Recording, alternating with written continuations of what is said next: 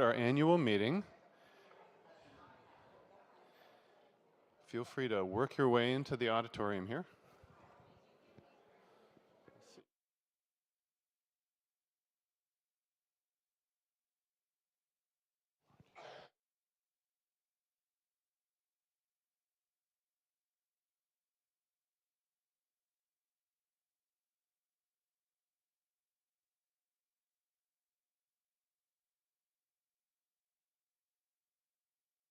We're just about at quorum officially, so we need a few more people to filter in.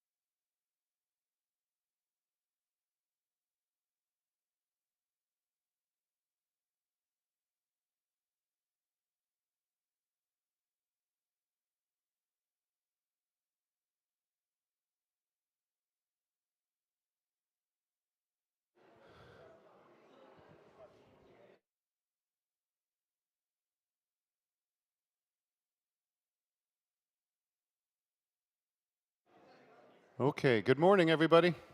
We're about ready to get started. We are officially at quorum. I know there's still some people filtering in here, but thank you for being here this morning. I'm going to get us started with just some reminders. So that we're going to record this meeting today, so that'll be available. We need a quorum of 60 for this to be an official meeting where voting can be conducted. Votes today will be by voice, and if necessary, we have paper ballots. Eligibility for voting is a confirmed member of the church who's in good standing. If that is you and a member of the church, you are free to vote for the things that we have unfolding here today. And here is our agenda for the meeting today. We'll start with opening devotion. We'll have approval of the minutes.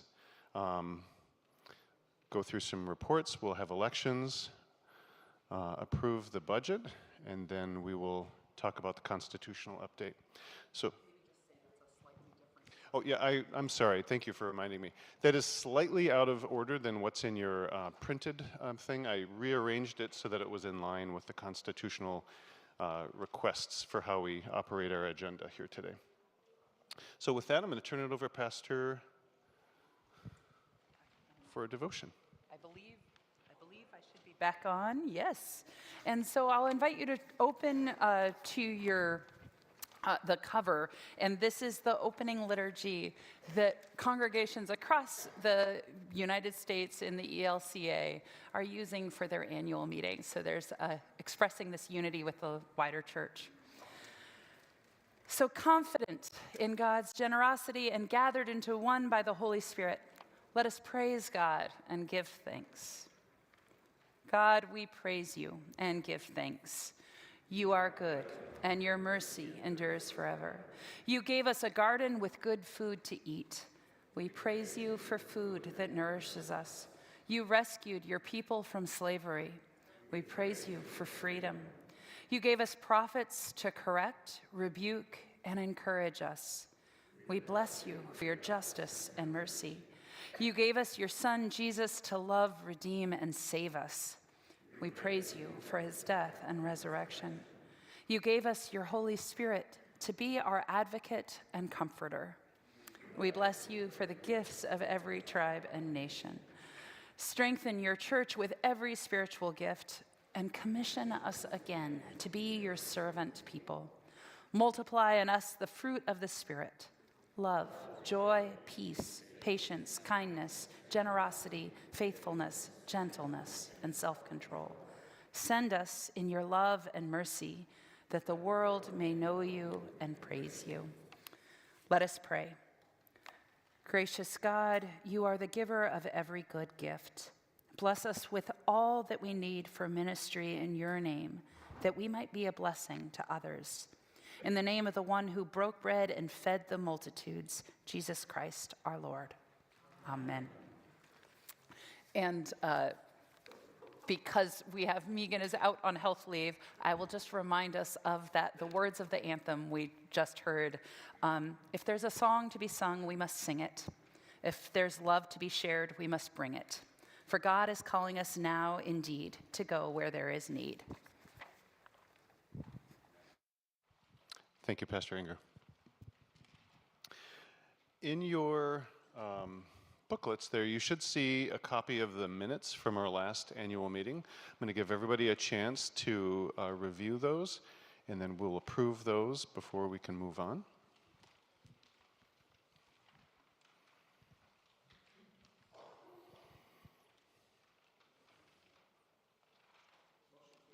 Oh, we have a motion to approve the minutes. Is there a second? That's by Pat Staley. Yep, Greg Walters seconds that. Okay.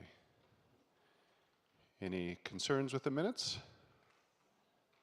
And hearing none, I'll entertain a motion to approve the minutes as posted in the booklet. All those in favor say aye. Aye. Opposed? Okay. Thank you. So let's move on to reports. All of the reports for the council members, committees, many organizations in this church are presented in the booklet that you have. I wanted to highlight a few things that are very important, some things that I think will impact in a really good way our congregation this coming year. I'm going to start with, pardon me. I'm going to start with some updates to Mission and Justice. This is a storied committee in our congregation. My understanding is it's been around for 30 years, even older. 3 decades, we'll say. In the form that it has been, nothing is changing except for some of the structure. Starting in 2025, Mission and Justice will be, the committee itself will be serving as an umbrella committee to many of the other committees that operate with very similar tasks, such as Creation Care, the RIC Committee, Homes for God's Children, ARLA, other committees and groups that meet with mission and mindset around hunger, immigration, elder care, and other things related to mission and justice. I have a great, thanks to Pastor Ben, I have a great schematic here. I don't think it's in your booklet. I love this one. Yep, specialized teams. So on the periphery, you'll see the black here is the church council, and then on the top and the bottom are all of the different committees that operate within our church. And then in the center used to be Mission and Justice, and so that would be a very busy job for the chairperson of Mission and Justice to try to wrangle and keep track of everything that's happening with our church to make sure that we are as efficient and as effective as we can possibly be, borrowing information and ideas from the groups that are that are running within our church.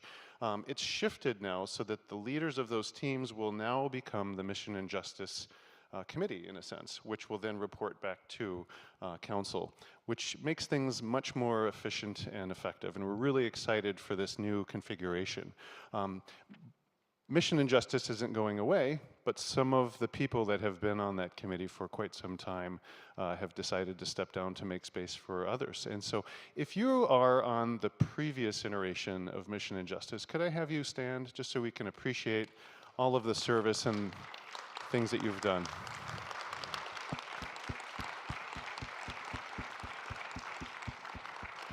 What a tremendous, tremendous committee. I'm going to move on, and we're going to have a word about stewardship. Yeah, go ahead. So this is a piece that Pastor Ben and I wanted to highlight for you as we move forward in our own discernment, realizing the pastoral voice in stewardship and wanting to live into that more. And so we will be taking responsibility for the quarterly stewardship communication this year. And we're really going to lean on the stewardship formerly committee as a task force to perhaps help with like a fall pledge drive or other pieces that come up, and so that they would have intense activity for a time, but also hopefully get to rest a little bit too. And Bethel will always still have a steward, and their focus will be to really commit to advising and being a member of the finance committee and council. They are always sort of the congregational voice with the administration of the Good Samaritan Fund, and just our go-to person for advising on stewardship. And one little change too in terms of communication that I wanted to alert you to.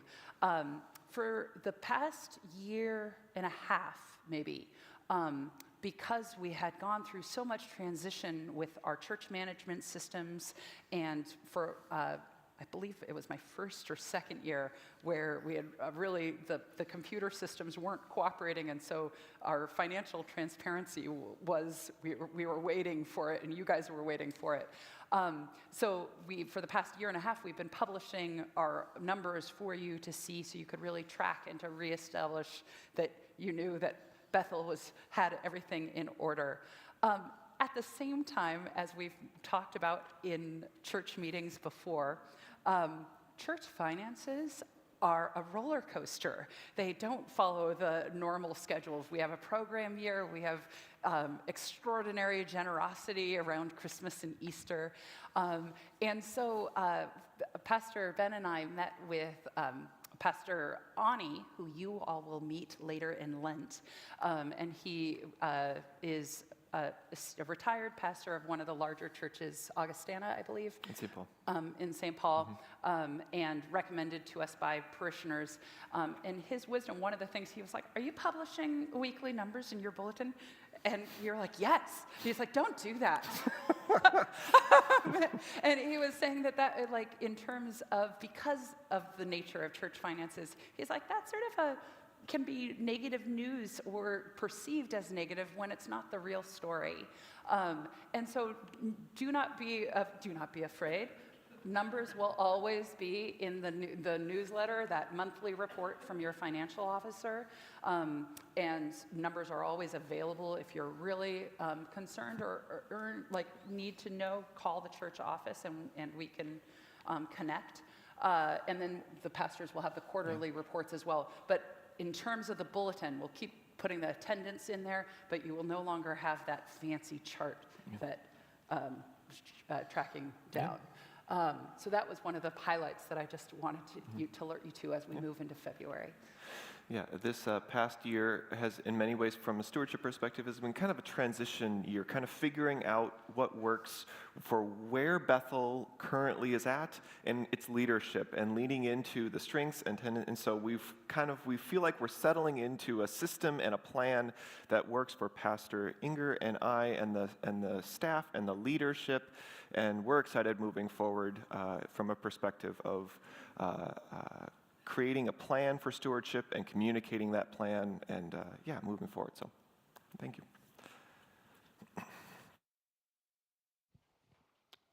Thank you very much. Let me just pause there for a second. Any questions from the congregation about any of that information? It's kind of a shift. Some things are definitely the same, but just a little different process. Yeah? Will there be a stewardship committee?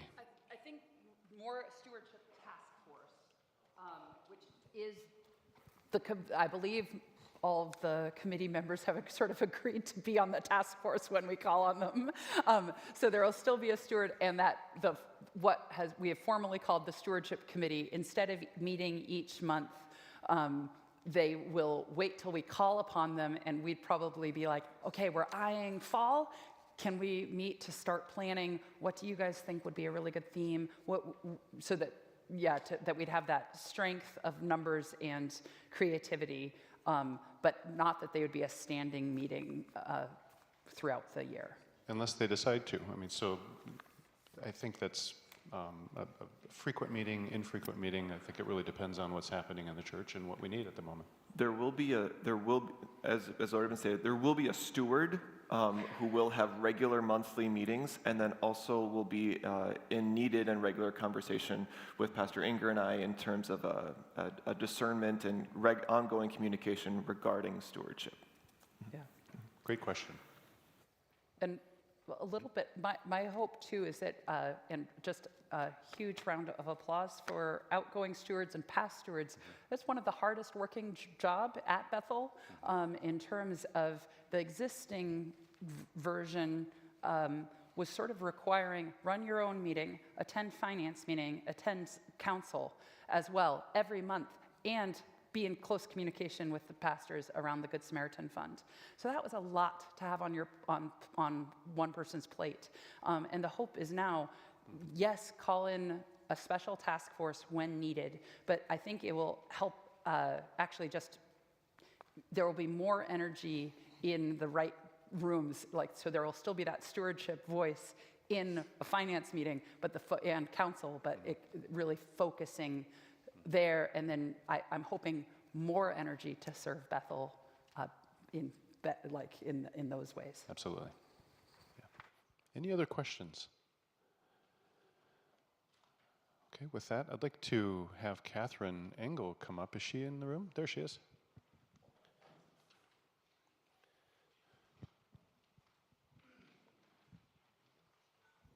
Good morning. So if you were at the first service, you already heard me talk a little bit about this, but my name is Catherine Engel. I am currently kind of the chair of the AV fundraising task force. We wanted to just start with a reminder of the timeline of what's been going on behind the scenes that maybe you forgot, didn't know about, but the thought and the process of updating the audiovisual things throughout the building goes back over a year. There was so this is a little misleading. So like the AV task force, we were like the sound and screen task force, but and that was just a discerning group that discussed what the needs are for Bethel as a congregation and as a building functionally, for program needs, for worship needs. And then we met with 3 representatives of external sound companies, had full proposals from them, had walkthroughs of the building after their proposals. So all of that is what happened December 2023 through like May 2024. And after and through all of that, the task force kind of said, if this is something that we as Bethel would like to do, this is the company that we recommend moving forward with. And that is Excel Afterworld, who is the company that all of the numbers that you've been hearing are coming from. But to begin with, like back in December 2023, the task force was tasked with information gathering. That was the sole purpose of that task force. When in all of that meetings, council said, we see that this is likely going to have to be a need in the next number of years. What does that look like? What are we going to need? What do we need to prepare for? How can we best make sure that everything within our building functions the way we need it to, without getting to the point where we are putting Band-Aids on things that are falling apart and throwing money at an old system before just saying, you know what, we need to update everything now. So the proposal from Excel and Afterworld is what was then presented to council. And council in September voted to move forward with those numbers and that company and those updates, with the change from the original that rather than doing one full update that included sanctuary audio, sanctuary visual, like education space updates, that it's moving forward in 3 phases. So phase 1, as you've heard me talk about, is the sanctuary audio only. And phase 2 is kind of what you would think of as like the educational spaces. It's the center pod, it's updating the youth room, so things like movie events that happen in there can actually be well seen and well heard. And then brings back into the sanctuary for phase 3, and that's all of those video and visual elements of the sanctuary update.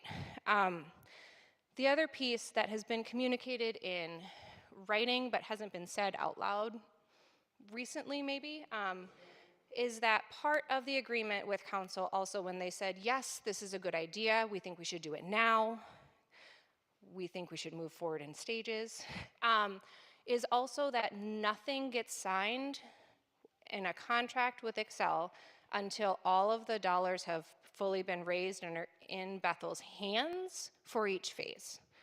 So that's that piece where if you're at the first service this morning and I said, hey, like, for a timeline, we're looking at things like we're at, 41,800 and some change currently.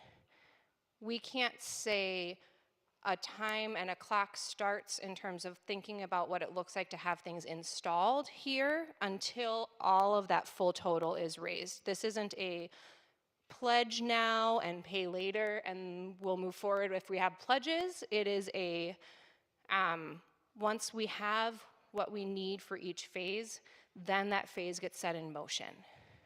So the timeline there isn't necessarily a, by this specific date, if we don't have it, we're not moving.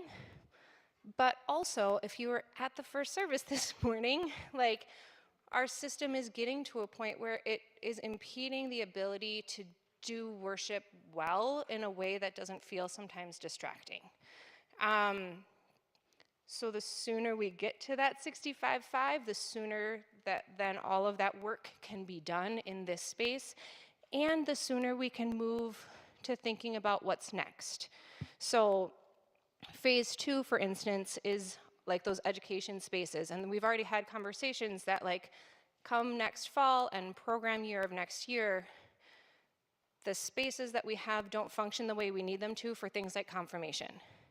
The pastors are sharing a portable screen, and it makes it difficult for the pastors to be able to, and the volunteers who are also helping with confirmation, to be able to teach the way they want to, because they're having to work with what we have within the building that isn't existing currently already in the spaces that they're using.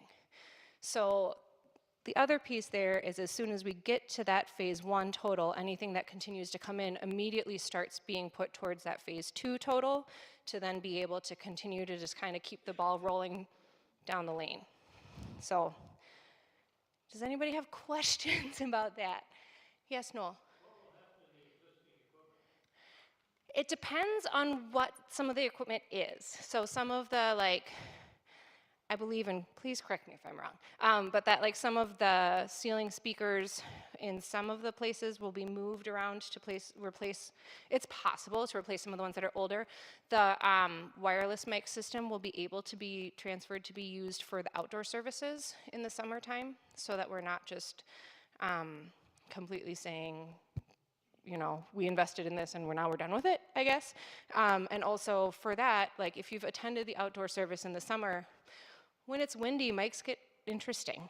And having the ability to use a wireless system outside too will make that service be easier to run for everybody and not catching mics or having wind impact the sound there as well.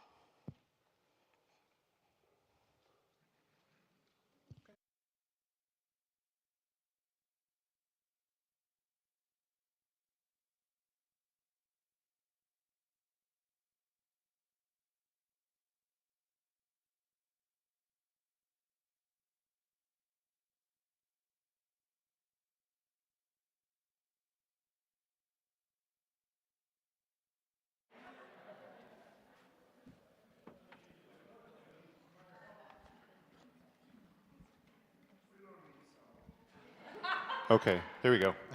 Got it. Any other questions? Well, in the interest of time, we have a number of things to get to, so I want to move us along, not because I want to rush through these things, but because we have some work to do here today. So what I would like to do is to move into officer or elections. I don't think so, nope. So here's what I'd like to do. I'm going to show you the ballot to let everybody know what the plan is for this point moving forward. So there are several church council positions. We have the presidency is open for a 3-year term. Paula Matheson has agreed to run for that position. The steward has a 3-year term, and Andrew Jorgensen has agreed to run for that position. We have an at-large Worship and Arts Commission, or Worship and Arts Committee chairperson. This is the second of a 3-year term. Brent Rauch has agreed to finish that last year. I'm sorry, the second year and the third year. We have an at-large and Mission and Justice position that Kirsten Scott has agreed to run for a second term. And then we have another at-large youth position. This is something we've tried. This is our second year now. It's a 1-year term for youth to get involved in council. And Oliver Waters has agreed to run for that position.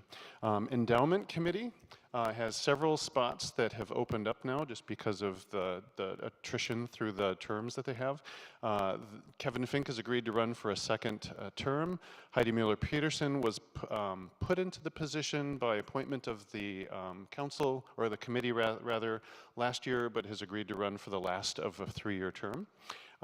And then we have 2 new members that have agreed to run, Mark Carson and Jason Neiman. And then also we have an open position for a nominating committee chairperson. We have, now this is exciting. This is, I'm going to start with the Cannon River Valley Conference Assembly. We have up to 2 to 12 people that can attend that. This is where there's a nomination for the bishop. So that's an important one. And then the Assembly of the Southeastern ELCA Synod will be the bishop elections. And we have 2 people that can agree or volunteer to attend that with our church staff.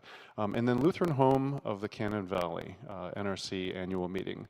Blair Fowler has attended, but we can send, I think, 2 or more. Is it up to 2? 2 people. Yeah. Oh, just, okay. Okay. Okay, so Pastor and Blair have agreed to attend.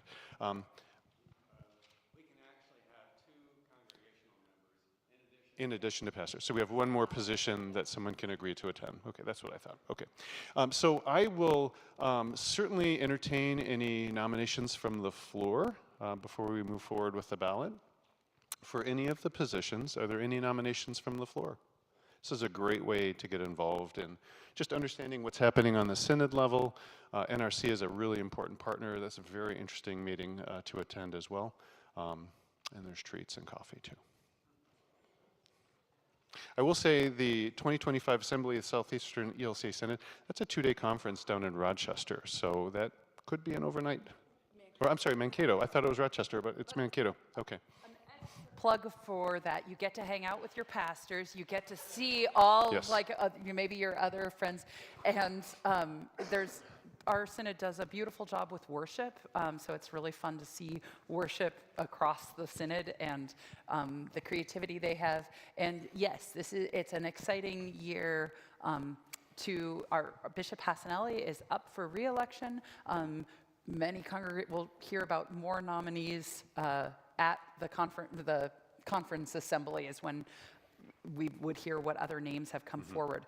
I would slightly recommend that the folks that, if 2 people would, I think that the conference assembly would be a good preparation for the synod assembly. Yes. if you were willing. But it is a lot of fun. It's ideal for the same people who are the conference go to the. That's what I was. It's ideal. Ideal. Ideally, if they're the same people. Okay. So we've had a chance. Any nominations from the floor? Yes.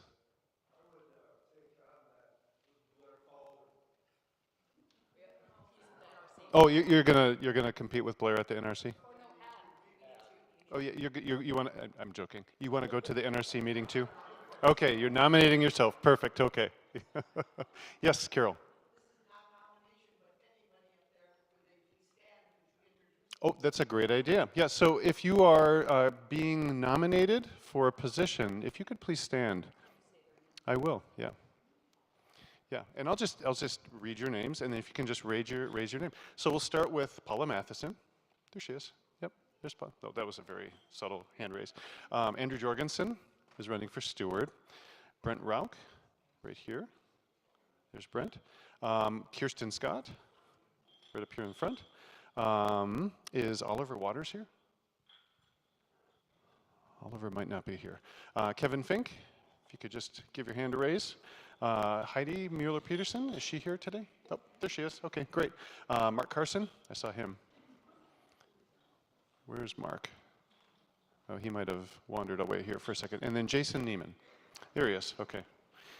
Yeah. So thank you so much for everybody being willing to be nominated.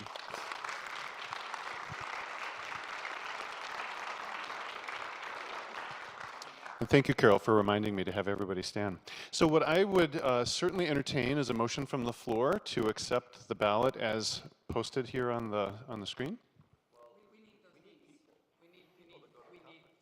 Yeah, we cannot move without people to go to. Okay. Well, we filled those post hoc before, but yeah, we have. So I'm not sure if we can keep everyone stuck here until we have it filled. Yeah, so it's a good point. Is there anyone willing to attend one of those conferences? I have the dates up there. Does anyone have any questions about what would be asked of you if you were to go to the conference assembly and the synod assembly? Oh, Becky, yeah? Oh, perfect. Yes. Yay, Becky. Okay, Are we you have one person. just you, or? Oh, just you. Just one. Okay. Just one. Okay. Okay, that's one. For both. For both, yeah. Thank you. Okay. Thank you. Anyone else? Council can certainly appoint or kind of work with finding someone to appoint as well. So I will, thank you very much. I will appreciate if there's a motion from the floor to accept the ballot as stated. Oh, Sarah Morrell, thank you. Is there a second? Okay. Okay. Oh, we got a second. We'll go with Cindy here. And any discussion? Hearing none, we will entertain the motion to accept the ballot as stated with someone that has, I'm sorry, Becky, yeah, thank you, Becky Benedict to also attend both of those. All those in favor, say aye. Opposed? Okay, motion carries. What I'd like to do also is we have a number of people that are outgoing from their positions that have served faithfully, they've served enthusiastically with a lot of hard work. If you are a council person or a committee member up here on the screen that is stepping down, if you could please stand so that we can give you some recognition for your hard work.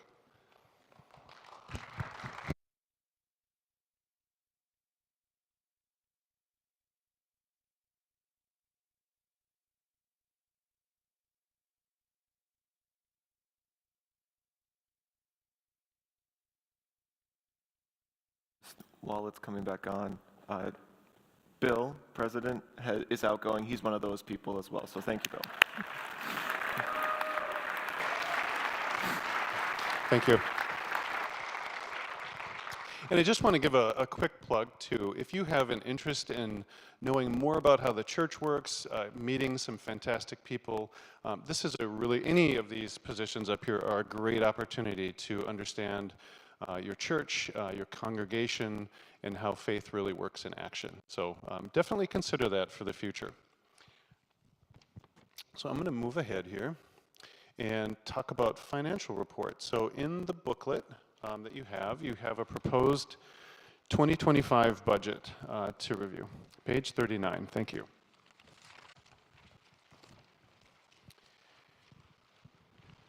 And so we had a meeting last week where the budget was presented. I understand there wasn't a lot of questions on it, but this is the point where we're going to move forward and have a vote to adopt this budget into this next year.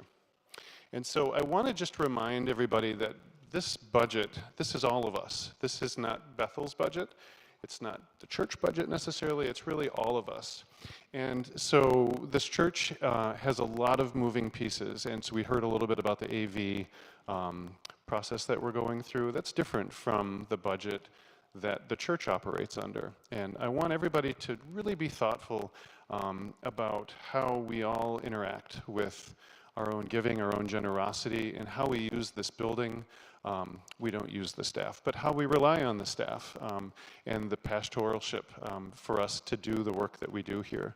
The 2025, I'm sorry, I can't remember, how is it? I think it's a 6% increase from last year. And there's a number of reasons for that.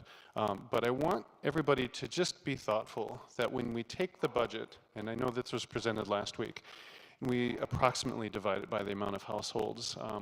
The annual gift on average is about $2,400, give or take, which is a lot for some people. For sure, that is a steep amount for especially folks on fixed income, people that are dealing with financial struggles in other areas. This is another area that has a pull on what we do. And for some people, this is not a lot. This is something that's very attainable, and there are people that can go even higher than that.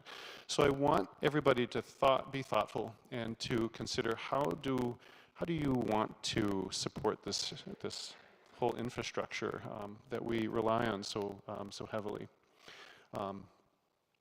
And so just a few things. Again, some of these were from our last meeting. Pardon me. So what can we do? Breeze giving, Pastor Inger had mentioned that the budget can be a pretty wild ride during the year, right? So things slow down during the summer, things pick up in the fall, certainly around holidays. But one thing that's really helpful for churches, it's not always possible, but really helpful is to have some kind of predictability in how we can spend money, how we can think about how money is used. And Breeze is one of those platforms where we can all potentially have a regular gift come out on either a weekly, monthly, annual basis. The request would be, though, that if you did that, think about doing that on a monthly basis, or even a little bit less frequent, or more frequent than that, so that we can cut down on processing fees. I think I used the right term here, the ACH deposit, which is not a credit card, which helps us to avoid banking fees that come along with that. Yeah, go ahead. You also, in addition to that, with Breeze, you also have the option, there's a box you can check that will cover the transaction fee on there. So if you do want to give more regularly, if a smaller weekly amount, you can check a little box to give a little tiny little amount to cover the transaction fee for that. So just know that that's also available. Look out for that when you're setting up your electronic automated giving. Thank you. Great point. And to be prayerful about how you support this church. I know my wife and I have had 3 kids come through the youth programming, and frankly, before I became a member of council, I didn't think a lot about putting kids through Sunday school, and that there's costs involved, and that there's lots of resources that are used. And when we think about that, that's not a big thing for us to support, because we see the value and we see the utility that this church gets from programming like that, and there's many others. So with that, I'm going to come back to the budget, and I know we had some chance for questions. We'll have a little.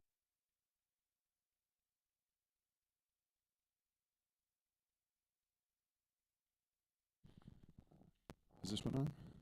Okay, there we go. So what I'm going to do is I'm going to entertain a motion from the floor, if there is one, to adopt this 2025 budget. Okay, there's a motion. Is there a second? Bob Thacker, okay. Yeah, so we have a second. So I'll open it up for discussion. So there's a motion to adopt the budget. Any discussion?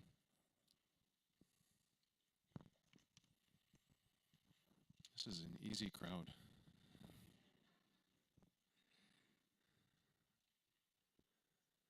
Don't be too easy, though.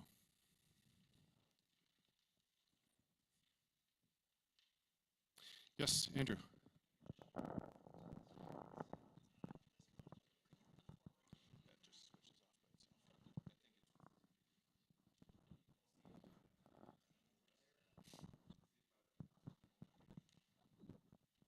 I can repeat the question too. So. Speak up. Should work for you.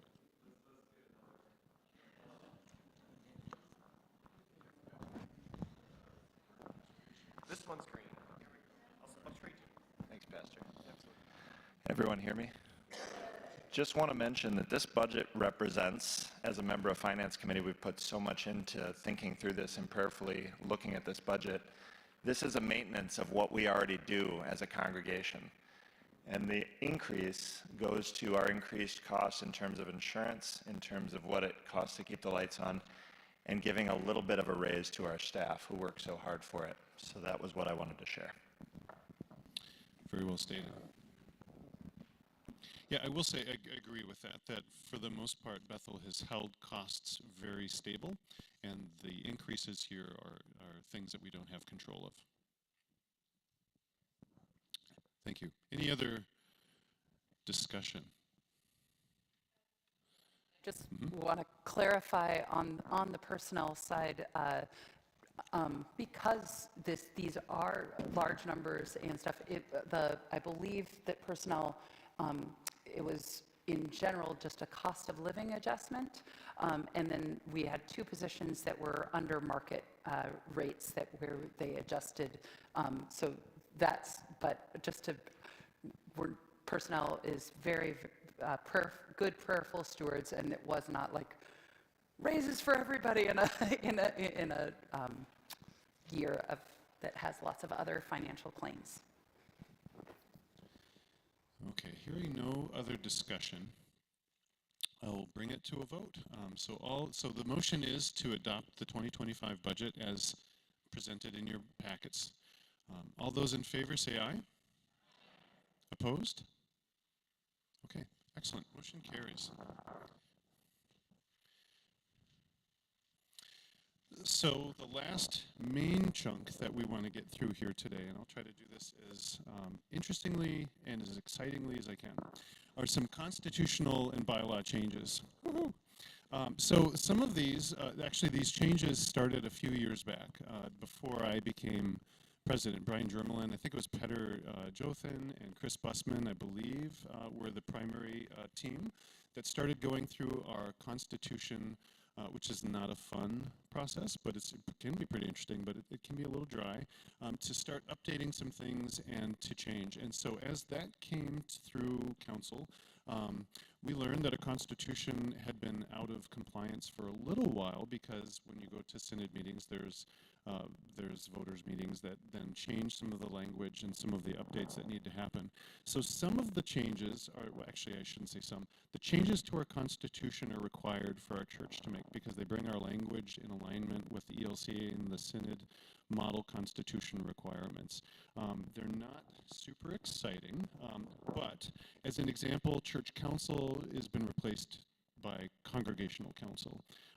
Things along those lines. There are some other sections of text that have changed that probably won't be interesting or exciting for most of you, but if you have an interest, I'm happy to go through those and share those with you. So that's the first shift. The second shift, that's the first part of the change. The second change are some bylaws. These are things that our Constitution, we have a lot of authority to change. We can do, honestly, kind of what we feel we want to do for our church. So these are going to have more significant impact and have kind of an interest, I think, for a lot of people. As an example, we've included, not for this election, obviously, but for this next election, a new president-elect position for the church congregation congregational council. And so this is an interesting position that we've never had. If you've ever been president, you realize maybe you're on council, maybe you're not, and then whammo, you're kind of in charge of the whole church, right? That can be a lot. It's a huge learning curve for just about anybody. And so this is one way to think about softening that landing for people, to have an opportunity to be on council for a few years and then move into the church presidency for the council, which I think is a really smart idea. The other thing would be is, for example, if I were to become sick, then the president-elect position could take that position on. If someone ever had to step down or needed to move or something along those lines, which could be really big for a church, the president-elect position would be in a good position to take over those presidential duties. A second main thing is the change from council position terms from 3 years to 2. So it sounds like it's not a huge amount, but 3 years is a long time to be on council, especially when there's a lot going on and when there's a lot changing. And we want people to have these positions to feel accessible, to feel doable, and to be something that you can be there long enough to have an impact. You still have an option of doing 2 terms back to back if you have an interest, but that's a big shift. Also, there's some language change from pastor to rostered leader in sections that gives our church a little more flexibility in terms of constitution if we were to ever have a deacon or something in along those lines. Church council, we of course followed through with church council to congregational council. And then we included an official bylaw allowing council to have a youth on one of those at-large positions. It wasn't there. We kind of decided as a congregation, or as a council, congregational council, that would be a really good idea. And so now we've kind of put that into the framework. So these are the primary changes. I know we had the Constitution available for viewing, but at this point, what I'll do is I'll entertain a motion to adopt these changes, and then after that we can have some discussion if there are any. Yes, is there a motion to adopt the changes? Okay, Pat Staley. Is there a second? Okay, there's a second over there. Okay, and so then I'll open it for discussion. Any discussion? Yes, Carol.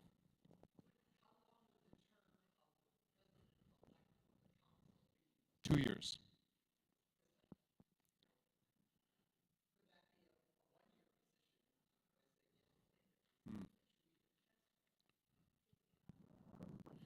Yeah.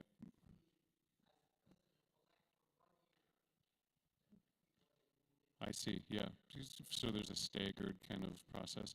Yeah, I think as they thought through it, the changes and this council thought through it, more than likely the president-elect and the presidential position would run at the same time, those terms concurrently, so that when one is done, then the other can step into the presidency. I appreciate what you're saying, though, is give them a year to kind of acclimate, and then they could step in.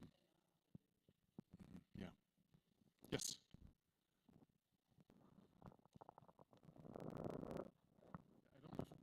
Don, I don't know if it'll reach all the way back. You're welcome.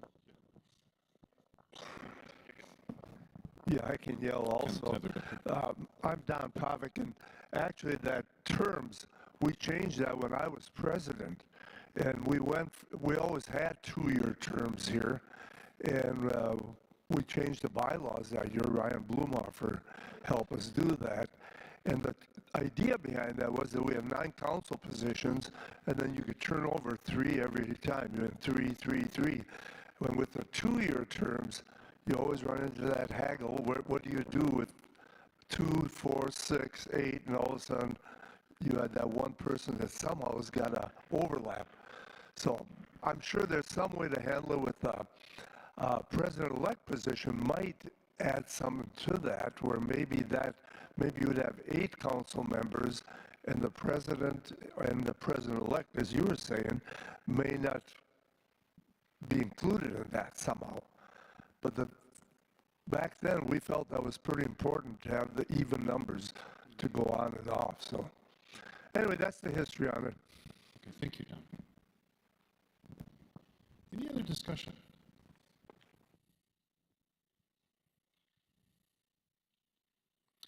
Hearing none, so it doesn't sound like there's any changes being suggested. So what I will do is put the vote for adopting the changes as are outlined up here, the constitutional changes that we also had available for people to review.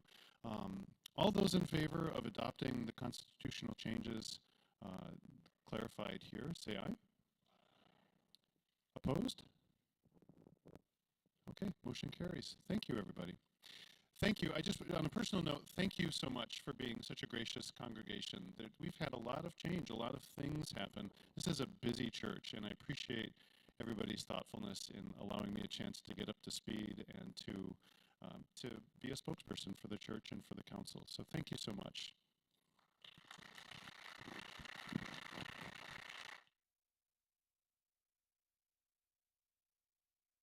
And with that, I will adjourn our annual meeting. I'll entertain a motion. Thank you. Okay, Pat Staley, quick. Is there a second to adjourn? Greg Walters. Okay, all those in favor of adjourning? Aye. Opposed? Okay. Thank you, everybody.